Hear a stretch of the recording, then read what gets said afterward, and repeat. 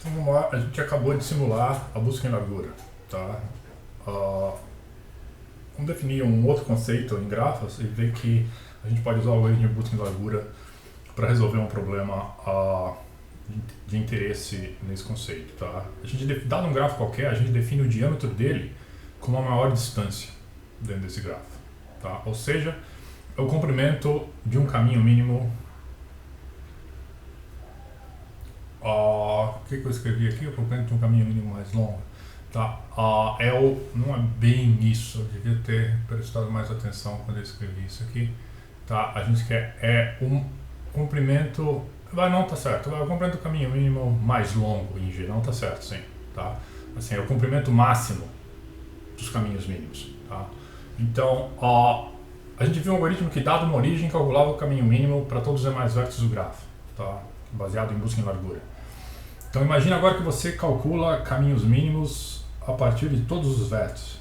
Tá? Ou seja, para cada vértice, você usa cada vértice serve como origem e você calcula caminhos mínimos para todos os demais vértices do grafo. Tá?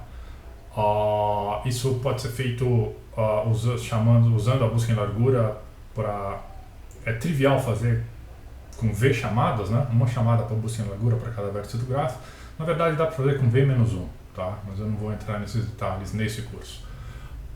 Uma chamada a menos. Mas usando o algoritmo da busca em largura para derivar caminhos mínimos como building block, se a gente usar todos os demais vértices do grafo como origem, a gente vai obter lá uma matriz a gente constrói uma matriz de caminhos mínimos, tá? E aí, basicamente, o diâmetro de G, então, é o maior caminho mínimo, tá? Entre todos os pares de vértices, tá? Então aqui, para cada par de vértices U e V, a gente determina lá a distância de U para V, ou seja, o comprimento do menor caminho mínimo, e aí pega o máximo de todas elas, tá? O diâmetro, basicamente, de um grafo, ele dá pra gente uma medida do quão espalhado o grafo é, tá? E isso é uma grandeza de bastante interesse em ciência de redes, né, em redes complexas. Tá? Uma das primeiras coisas que a gente quer saber a respeito de um grafo é se o grafo é denso. Tá? A outra é, se ele é denso ou esparso. Tá? Se ele é denso ou esparso, depois mas o quão espalhado esse grafo é. Tá? Em geral, grafos densos possuem diâmetros pequenos. Tá? Grafos esparsos podem possuir diâmetros pequenos ou diâmetros maiores. Tá? Só que tem classes de grafos esparsos que são interessantes, que eles são esparsos, então eles têm um número de arestas proporcional ao número de vértices, e mesmo assim eles têm diâmetros pequenos, tá? Que a gente chama são os grafos expansores. Isso, quando a gente estiver falando de algumas aplicações em redes sociais, por exemplo, a gente vai falar disso. Tá? Então, no fundo, o problema de calcular o diâmetro do grafo, a gente já sabe como fazer. Tá? Basta usar N vezes resolver N problemas de caminho mínimo, tá? E a gente consegue, depois que a gente tem todos esses caminhos resolvidos, achar dentre os caminhos mínimos, aquele que tem o maior comprimento. Tá? Então é simples, né? Tá? Porque a gente tendo as ferramentas corretas, as coisas ficam simples. A gente vai ver um outro algoritmo depois para determinar diâmetro, que tem a complexidade semelhante, só que ele se estende um pouco melhor para outras situações. Vamos falar um pouco de tours, circuitos e ciclos, tá?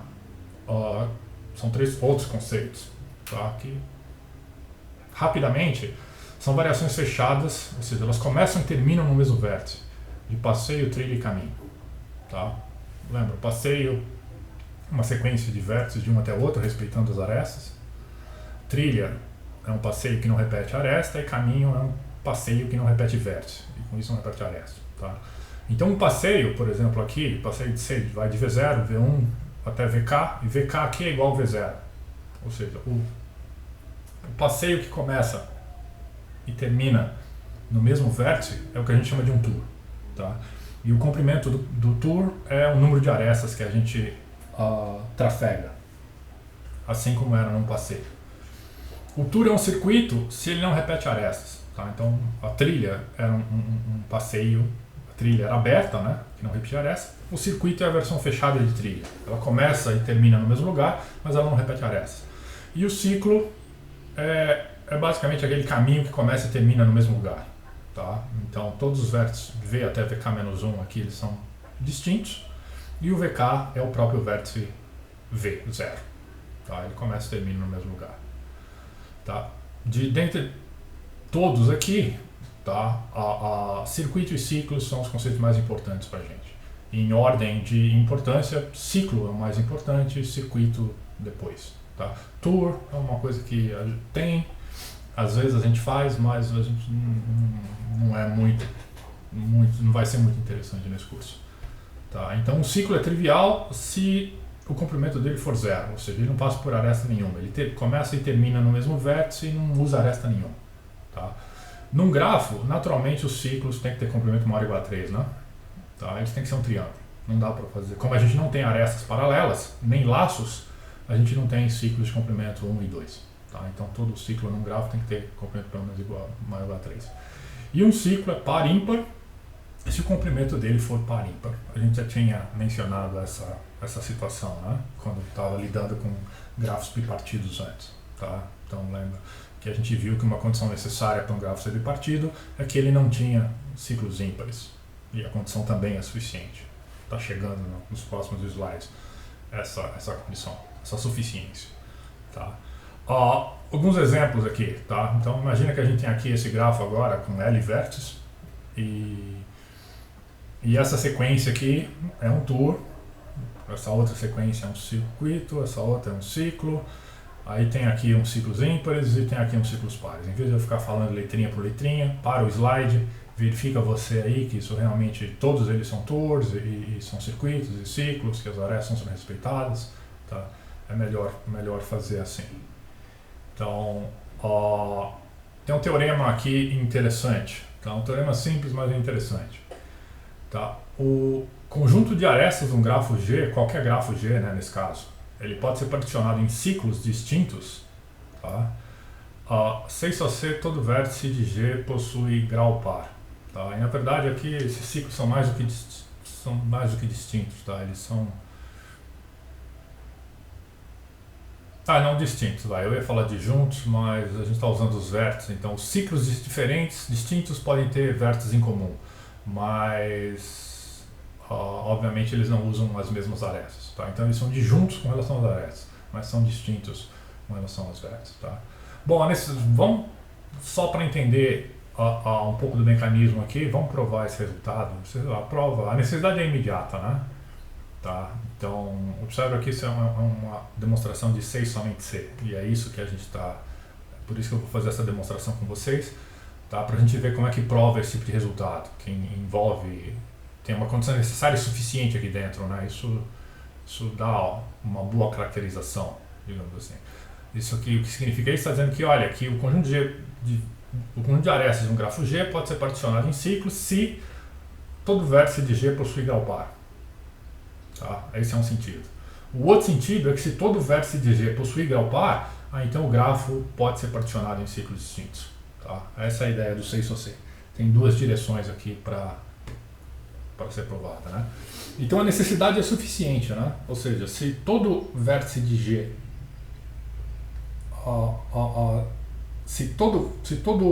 desculpa, vou começar de novo. A necessidade aqui qual é? Está dizendo que aqui o conjunto de arestas do grafo pode ser particionado em ciclos, então implica que todo vértice de G tem grau par. E isso é meio imediato. Né? Imagina que você já tem lá uma decomposição do grafo em ciclos que são 2 a 2 distintos. Tá? C1 até C2 até CK aqui. Tá? Ou seja, a união dos vértices de todos os ciclos dá todos os vértices do grafo, e a união de todas as arestas dos ciclos dão todas as arestas do grafo. Tá? O que a gente sabe a respeito do ciclo? O que é um grau? O que é o grau de um vértice? Bom, num ciclo, obviamente cada vértice, olhando só para um ciclo, cada vértice tem grau 2. Certo? O vértice pertence ao ciclo, ele tem grau 2. Então, Claramente, se a gente somar os graus dos vértices do grafo em todos os graus dos ciclos, a gente está somando uma coleção de números pares aqui. Então o resultado tem que ser par, né? Então todo vértice possui grau par. Tá? O legal é a suficiência. Essa parte, isso aqui é imediato, né? É praticamente trivial. A parte mais interessante é que a condição é suficiente, né? Ou seja, se o G possui grau par, se todo vértice de G possui grau par, então a gente pode particionar o grafo em ciclos distintos. Tá? Então, para a suficiência, primeiro supõe que todos os vértices têm grau par. A prova a gente vai fazer por indução no número de arestas. Tá? Se o grafo não tiver aresta nenhuma, ou seja, cada ciclo é trivial, são todos vértices, o resultado obviamente é válido. Tá? Então suponha agora que o resultado é válido para um grafo que tem menos de m arestas. Tá? Qualquer grafo com menos de m arestas, esse resultado vale. Então pega um grafo U, pega um vértice U, digamos, em V, que tenha um grau maior que zero, ou seja, que ele não seja isolado. Se for isolado, não tem muito o que fazer com ele. Tá? E determine o caminho mais longo que você consegue a partir de U. Tá? Você começa em U e determina um caminho mais longo possível, ou seja, o caminho mais varrendo os vértices e arestas do grafo de forma o mais distante possível. A gente pode fazer isso com a busca em profundidade, né? Tá? Usando a função especificamente lá, o DFS visit. Tá? Então a gente sabe o que? A gente sabe que todos os vértices em G eles têm grau par. Certo? Isso é a hipótese que a gente está usando para provar a suficiência. Então tem vértices distintos, tá? V e W nesse caminho, começando em U, tal que a aresta o W, VW, ela está no grafo, mas ela não pertence a esse caminho. Tá? Então, no fundo, se a gente usar essa aresta VW aqui, com o resto do caminho P que a gente determinou, a gente tem um ciclo. Tá? Assim, a gente determinou aqui V e até W. Tá? De repente, a gente começou em U, achou um V, foi até um W, pode até ter seguido um pouco mais. Mas o ponto é que tem uma aresta que está no grafo que não está nesse caminho, que é a aresta VW. E se a gente usar aquele pedaço do caminho mais essa aresta VW, a gente tem um ciclo em G. Tá? Isso certamente existe. Bom, remove o ciclo do grafo. Tá? Removendo o ciclo do grafo, vai acontecer o quê? No caso aqui, remove as arestas. Tá? A gente só está removendo as arestas do grafo aqui. Acho que eu devia ter escrito uma coisa do seguinte tipo. Em vez de essa remoção, aqui a gente está removendo o E. Ops. Tá. Aqui é o E. Melhor eu vou fazer isso de outra forma. Cadê o texto lá? Tá. Aqui. Esse texto que a gente quer aqui, na verdade, é... de novo. A gente quer remover E de C, tá? É isso que a gente quer fazer. Remove as arestas do grafo, tá? Então, depois que você pegou o grafo e removeu as arestas que estão nesse ciclo, tá? Mantém os vértices lá, não tem problema. Esse grafo é menor, ele tem menos arestas, tá? Então, por hipótese de indução, ele tem uma decomposição em ciclos. C1, C2 até CK. Bom, claramente, se a gente pegar essa decomposição e adicionar esse ciclo que a gente acabou de determinar, isso dá uma decomposição para o grafo inteiro e o resultado termina. Tá? Então, o grafo pode ser, as arestas do grafo elas podem ser particionadas em ciclos distintos, se somente C, todo vértice do grafo tem comprimento, tem grau igual a 2. Tá? E a suficiência dá para a gente um algoritmo, né, que faz chamadas à busca em profundidade. Bom, para que isso é interessante? É interessante que a gente diz que um circuito, lembra? O circuito é a versão fechada da trilha. Tá? É uma variação de trilha, só que é fechada. Né?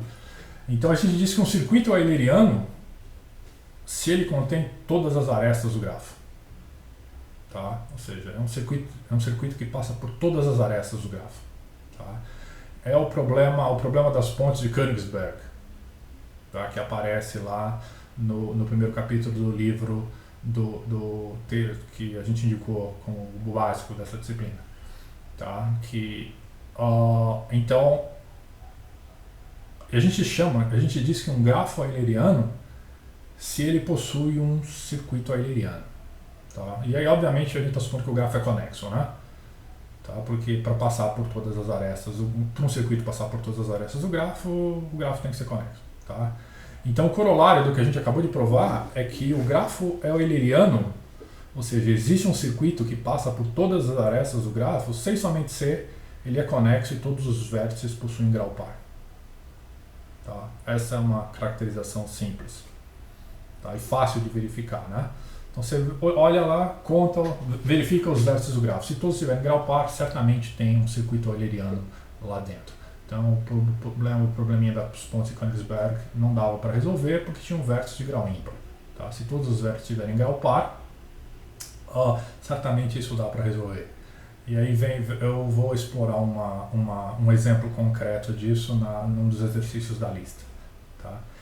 E, bom, a necessidade segue diretamente do teorema anterior e basicamente a suficiência também, né? Tá? O G é conexo, todo vértice tem grau par, então a gente tem a decomposição fornecida pelo algoritmo que usa a busca em profundidade. Então, bom, não é nada difícil perceber que todos eles são os distintos e tudo funciona. Tá? Como o G é conexo, todos os ciclos que foram determinados pelo teorema anterior, eles não são disjuntos. Tá? Então, basicamente, a única coisa que a gente tem que fazer é colar os ciclos. Tá? Então, a gente pega um ciclo com os vértices no grafo, pega um outro ciclo, por exemplo, um aqui, vê quais são os vértices que estão em comuns, e aí a gente cresce aquele ciclo original aqui de 1 e cola os vértices que são iguais, usa o outro pedaço do ciclo, volta no vértice original que era igual e termina o ciclo como ele estava. Tá? A gente pode fazer renomear agora os índices e a gente acabou de crescer o ciclo original 1, a gente colou com o ciclo 2, colou com o ciclo 3, colou com o ciclo 4 e ao final a gente vai ter claramente um ciclo euleriano fazendo essas colinhas. Tá? Então é uma prova também construtiva, tá? Também algoritmo. Ela te dá um algoritmo para você construir um circuito euleriano no grafo. E voltamos aos grafos biparticionáveis. Né? Lembra que o grafo é biparticionável se ele admite uma bipartição dos vértices, tá? Em conjunto XY, tal que a união dos vértices em x e y são V, todos os vértices do grafo, e a interseção é vazia, e todas as arestas têm uma ponta em x e outra em y. Né? Tá? E um exercício aqui bom, a gente para provar que G é biparticionável, C só C, todo ciclo tem comprimento par. Tá? Que a condição é necessária é uma coisa bem óbvia. A gente fez isso, a gente falou disso na segunda aula. Tá? A questão agora é que ela é suficiente, ou seja, que basta isso acontecer que a gente garante que o grafo é biparticionável. E se for esse o caso, a gente também consegue um algoritmo para exibir a bipartição. Tá? A verdade é o seguinte, é basicamente uma pequena modificação nas ideias que a gente usou nessas provas da história da decomposição dos grafos em ciclos distintos e circuito euleriano. Não é igual, tá? Não é a mesma coisa, mas é bem parecido. Tá? A diferença é que o ingrediente, o building block que a gente usa é diferente. Para circuitos eulerianos a gente usou busca em profundidade. Tá? Para a biparticionalidade a gente usa busca em largura. Tá? E eu vou deixar isso para vocês pensarem um pouco para a gente resolver no próximo vídeo. Legal? Então é isso aí.